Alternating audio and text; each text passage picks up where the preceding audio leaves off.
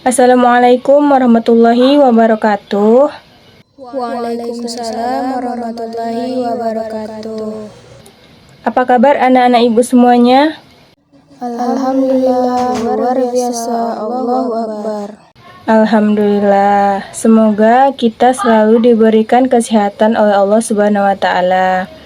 Nah, sebelum kita memulai pembelajaran, alangkah lebih baiknya kita memulai membaca doa terlebih dahulu. Kepada ketua kelas, ibu minta untuk memimpin doanya. Baik, Bu. Ista'id, berdoa mulai. Bismillahirrahmanirrahim.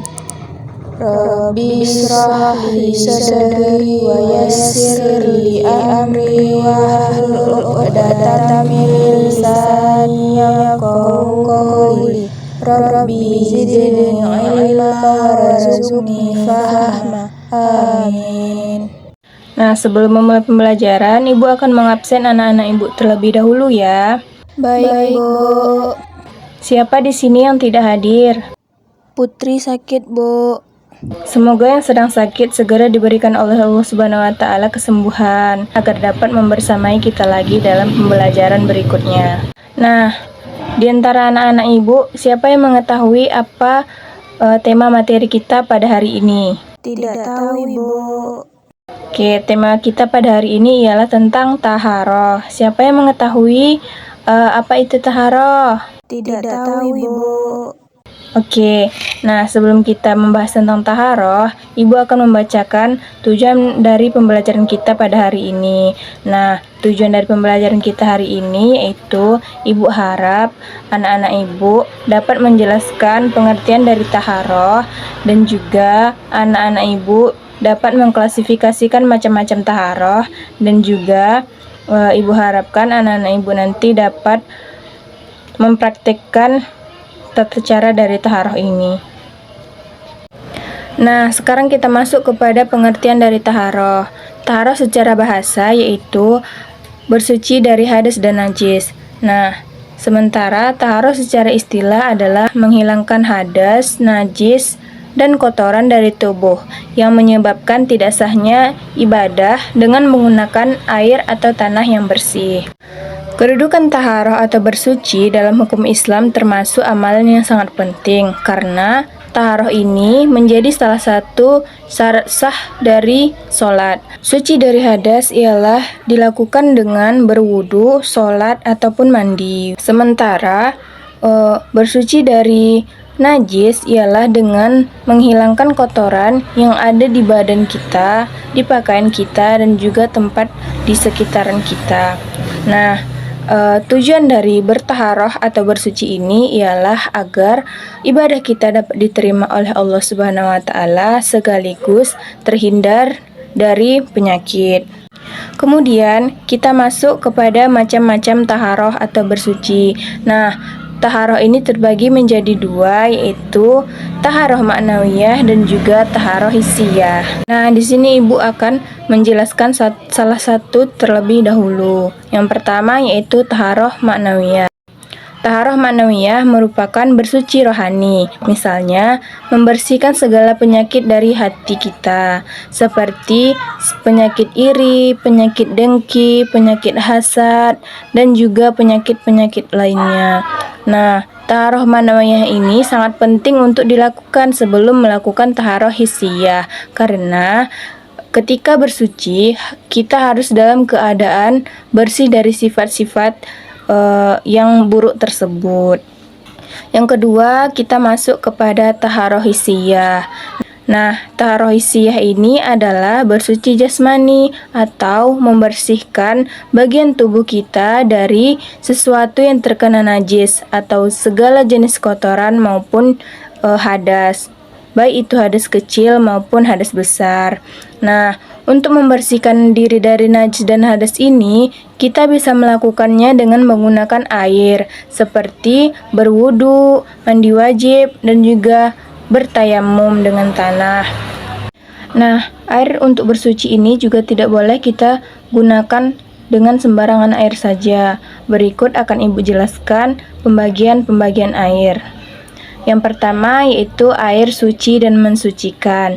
Air suci dan mensucikan itu adalah air mutlak atau air yang masih murni yang dapat kita gunakan untuk bersuci dan tidak makruh.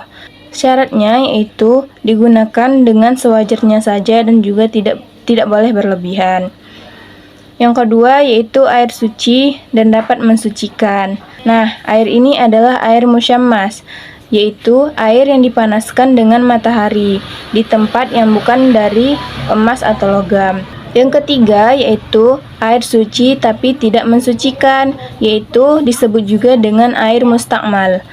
Atau air ini adalah air yang telah digunakan untuk bersuci atau menghilangkan hadas atau najis walaupun tidak berubah rupa, rasa, dan juga baunya. Yang keempat yaitu air mutanajis, yaitu air yang terkena najis atau kemasukan najis. Sedangkan jumlahnya kurang dari 2 kullah, maka air mutanajis ini tidak dapat digunakan lagi untuk bersuci atau bertaharoh. Nah, yang terakhir yaitu yang kelima, air haram, yaitu air yang diperoleh dengan cara mencuri atau mengambil tanpa izin. Kemudian kita masuk kepada jenis-jenis air yang digunakan untuk bertaharoh. Nah, air yang dapat digunakan untuk bersuci adalah air bersih, yaitu air yang suci lagi mensucikan, yang turun dari langit atau yang keluar dari bumi dan belum pernah dipakai untuk bersuci. Nah, air suci lagi mensucikan ini terbagi menjadi 7 bagian, yaitu yang pertama air hujan, kedua air sumur, yang ketiga air laut, yang keempat air sungai, yang kelima air salju, yang keenam air telaga, dan yang terakhir yaitu air embun. Nah, air-air tersebut adalah air-air yang bisa digunakan untuk bersuci. Selanjutnya kita masuk kepada tata cara taharoh. Nah, taharoh ini dibagi menjadi 3, yaitu bertaharoh dengan mandi wajib, bertaharoh dengan berwudu, dan juga bertaharoh dengan tayamum. Kita akan membahas cara taharoh dengan mandi wajib. Nah, mandi wajib ini merupakan syarat mutlak ketika bersuci. Istilah mandi wajib dalam taharoh yaitu mengalirkan air ke seluruh tubuh dari ujung kepala sampai dengan ujung kaki dan dibarengi dengan membaca niat untuk menghilangkan hadas besar dan juga hadas kecil. Adapun niatnya yaitu nawaitul ghusla liraf'il hadasil akbari minal jinabati fardon lillahi ta'ala, yang artinya yaitu aku niat mandi untuk menghilangkan hadas besar dari janabah fardu karena Allah Ta'ala. Rukun yang kedua yaitu mengguyur air ke seluruh bagian badan, tidak terkecuali kepada sela-sela rambut. Nah, yang kedua kita masuk kepada taharoh dengan cara berwudu. Orang yang hendak melaksanakan sholat diwajibkan untuk berwudu terlebih dahulu, dikarenakan berwudu ini merupakan syarat dari sahnya sholat. Nah, taharah berwudu juga sama halnya dengan mandi wajib yang diawali dengan membaca niat. Niat dari berwudu yaitu nawaitul wudu'a liraf'il hadasil asghari fardhon lillahi ta'ala. Nah, rukun wudu yang kedua yaitu membasuh seluruh muka. Yang ketiga yaitu membasuh kedua tangan sampai siku. Yang keempat yaitu mengusap sebagian rambut atau kepala. Dan yang kelima yaitu membasuh kedua belah kaki sampai mata kaki. Dan yang terakhir yaitu tertib. Nah, selanjutnya kita masuk kepada taharoh yang ketiga yaitu tayamum.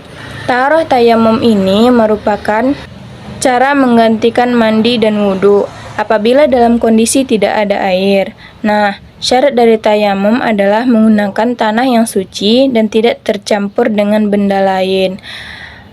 Adapun rukun dari tayamum yaitu yang pertama diawali dengan niat. Adapun niat dari tayamum yaitu nawaitu tayammuma li istibahatis sholati fardhon lillahi ta'ala.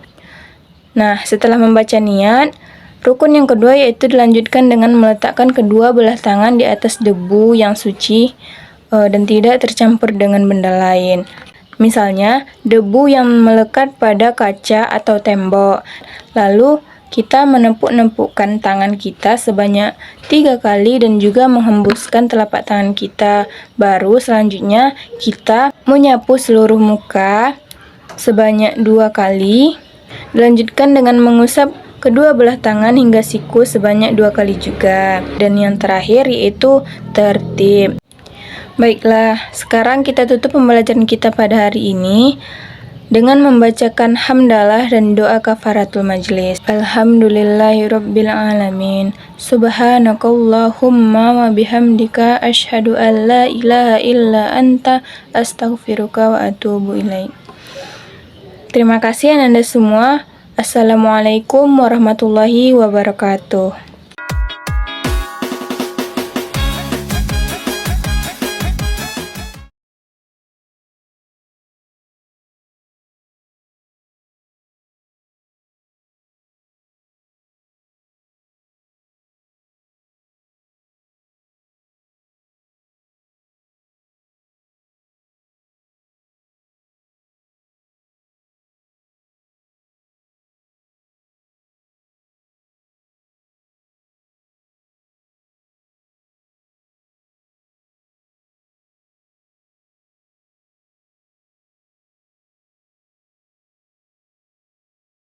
Nah, yang dimaksud dengan mengusap bukan sebagaimana menggunakan air dalam berwudu ya, tetapi cukup dengan menyapukannya saja, bukan dengan mengoles-oleskan seperti kita memakai air. Nah, dengan begitu pengertian taharoh dan pembagiannya ini wajib dipahami sebagaimana mestinya, karena sewaktu-waktu ataupun di dalam kehidupan sehari-hari kita ini sangat diperlukan sekali taharoh ini.